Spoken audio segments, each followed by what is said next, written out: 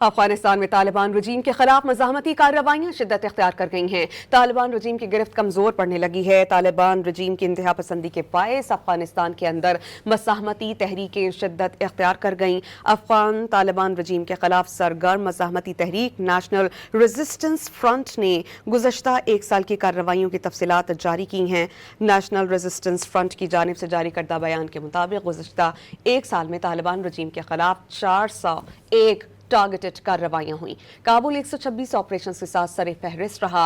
Targeted कार्रवाइयां Kabul, Panjshir, Badakhshan और हर्रात समेत 19 सूबों में की गई। तालिबान रजीम को टारगेटेड कार्रवाइयों में भारी नुकसान का सामना रहा, जिनमें 651 हलाकतें और 579 अफराद जख्मी हैं।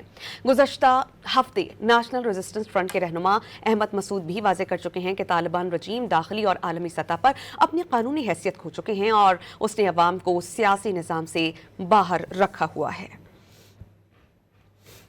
अफगानिस्तान में तालिबान रजीम के खिलाफ मज़ाहमती कार्रवाइयाँ शिद्दत इख्तियार कर गई हैं। तालिबान रजीम की गिरफ्त कमज़ोर पड़ने लगी है। तालिबान रजीम की इंतहा पसंदी के बायस अफगानिस्तान के अंदर मज़ाहमती तहरीकें शिद्दत इख्तियार कर गईं। अफगान तालिबान रजीम के खिलाफ सरगर्म मज़ाहमती तहरीक नेशनल रेजिस्टेंस फ्रंट ने गुज़श्ता एक साल की कार्रवाइयों की तफसीलात जारी की हैं।